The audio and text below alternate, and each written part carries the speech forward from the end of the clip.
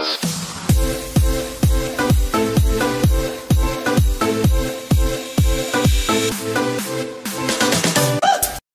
mga idol, welcome ulit sa another edition ng Berto TV sa Hungary. Ito nga si Bert Donila. Hilolo, kamusta kayo?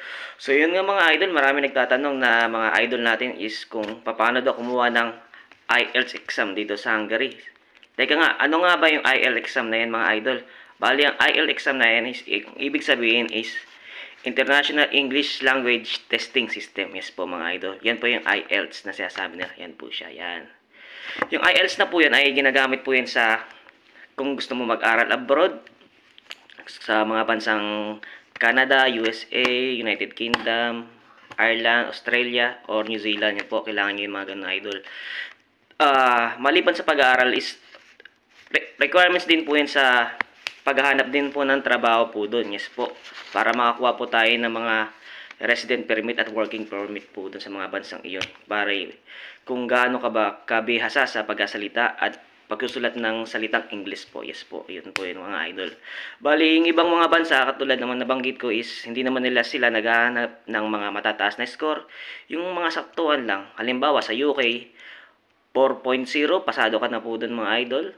Sa Canada, 5 or mahigit pa, or 4 din, pababa. Yes po. Ano lang yan, batay lang yan sa mga requirements ng mga trabaho nga applyan nyo. Yes po, mga idol.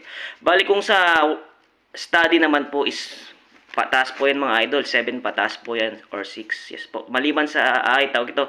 Depende na yan sa university na applyan mo. Yes po. So yun nga mga idol. Paano nga ba kumuha ng IELTS dito sa bansang Hungary? Yes po, may iba tayo. May iba tayo. So dami ng mga idol natin nagtatanong na ganun. Bali po mga idol, madali lang po yan. Kasi ako po, nakakuha po ako yan dito sa bansang Hungary. Kasi mas mainam na po kumuha tayo dito sa ibang bansa kumpara sa hindi sa pag-ano kukuha tayo ng IELTS sa Pilipinas. Yes po, kasi hindi na natin ilalahat, napaka-perfectionist natin mga Pilipino, lalo na mga mag-exam sa atin diyan. Yes po, pasing tabi po sa kanila, pero yun lang totoong masasabi ko.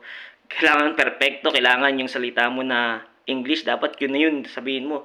Kumpara dito sa aking na-experience dito sa bansang Hungary, yung mga foreigner, yung mga tawag ito, mga nag-interview sa akin, mga nakausap ko, pilit nilang iniintindi po nila. Yes po mga idol, maniwala kayo.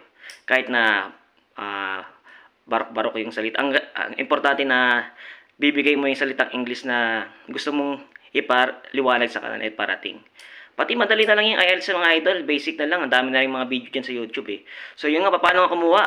Bali po, ang ginawa ko po mga idol is through online, dito po sa, yan po, British Columbia. Yan po. Legit po yan mga idol. Yan po yung mga legit na IELTS exam center. Yan po. Yan po yan sa British Columbia po. Yan po.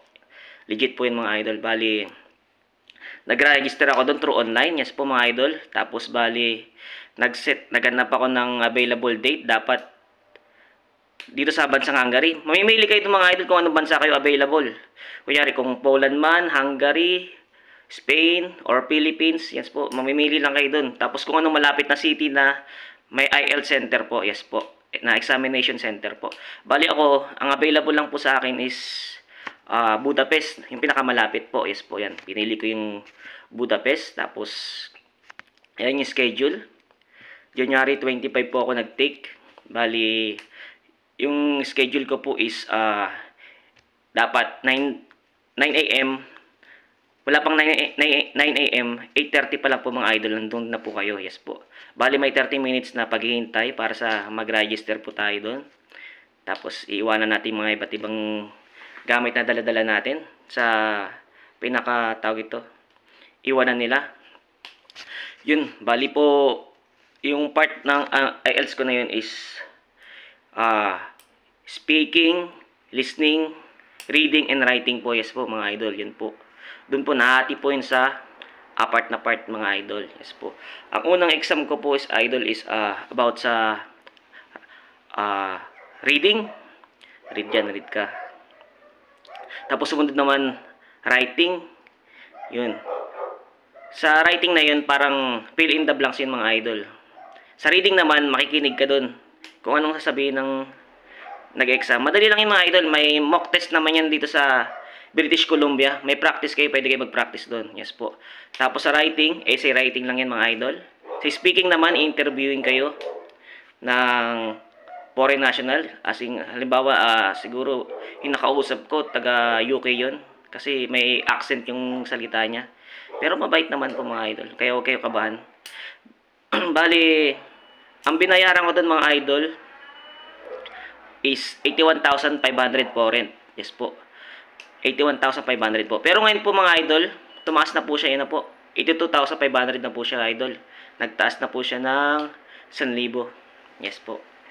Tama ba? Oo, tama. Yun nga. 82,500. Tapos, dyan lang po siya sa Madak Center.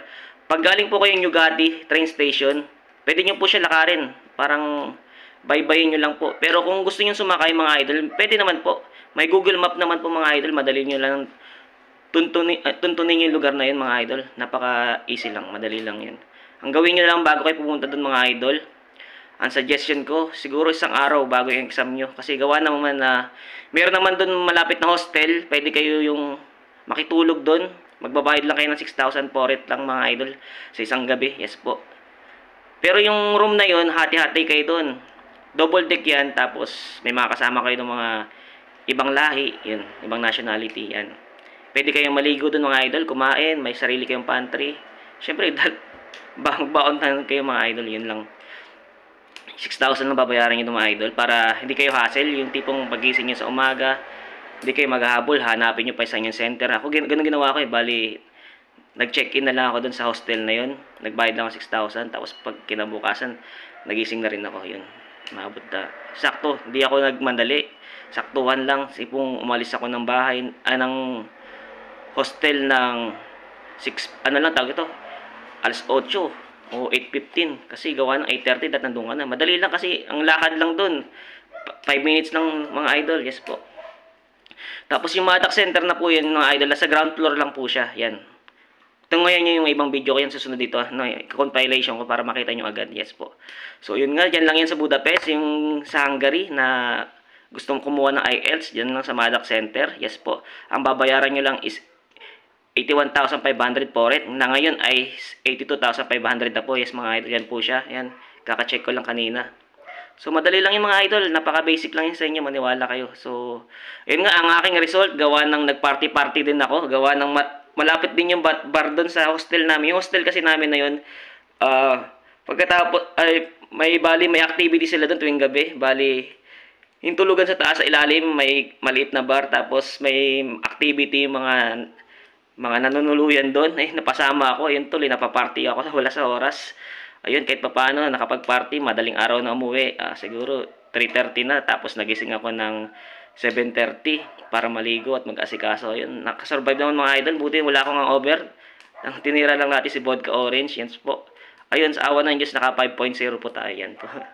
Yan. So, kung sa tingin ko, kung nagpahinga pa ako at natulog na lang ako siguro, di pa ako lumabas, siguro tumaas pa kahit pa paano, o 6 pa yung naging score ko. So, yun nga mga idol, tunghayan nyo yung video na to. Ayan sila. Ayan. Like, subscribe, share, don't skip ads mga idol. Yan. Sana may natutunan kayo paano kumuha ng IELTS exam dito sa bansang Hungary. Through online lang mga idol. Pati ang payment po is through online rin mga idol. Online payment din po. Gamitin nyo po yung card nyo po. Card, yes po. Bye-bye. Mga idol, dito tayo sa Budapest ngayon. Medyo matagal-tagal tayong maba oras natin at papunta tayo sa ating hostel na tutuluyan. Yes po. Yan. Kaya mga video natin. Tingnan yung architecture nila. Bali, simula Budapest, Newgati, nilakad ko lang. Yes po. Yan. Iba't ibang transportasyon nila dito. May bus, may tram, may subway, at may train din. Ay, subway train. Tapos train yan. Architecture nila yun. Diba? Tapos may mga tindahan pa ng alak dito. Nagkalat yung mga tindahan ng alak dito mga idol. Ayun. Oh, sarap. Bali, dito tayo. Tatawid na tayo. Ayan. Malawak. Walang ganong traffic. Maliwanag at di naman gaano katao. Tayo tayo. Bago na. So, katawid. Dito tayo. Pupuntahan natin yung Madak Center muna. Para alam natin kung saan tayo papunta bukas. Bago yung accommodation, yung muna punta natin para alam na natin. Para mabilis na lang. Para time management tayo.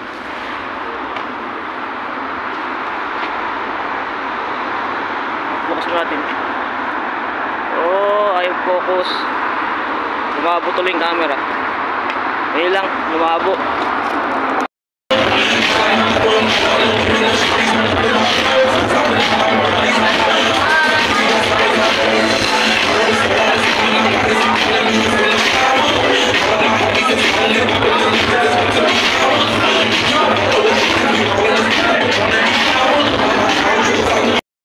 So, yun nga mga idol, bali it's our test day na ngayon sa IELTS exam natin. Pupuntahan na natin yung Madak Center. Ayan. Bali yung tinuluyan ko is malapit lang dito. Mamaya papakita ko sa inyo pag tapos ko. Malapit lang. Ano siya, hostel tapos hanip na yan, puro party basta mga ibang lahi kasama ko. Masaya sila, masaya kasama. So good luck to me. So tuturo ko sa iyo yan, yung Rumbak Hotel na yan, mahal dyan. Ang room. Tapos muntikan na ako rin ako mag-oyo kagabi, kaninang madaling araw ng mga gypsy na lokal. Hanip na yun. Sisingil ako 50,000. Buwaba ako. Ayos sila. Yan, ito yun. Yan. Ay, Rumbak. Yan.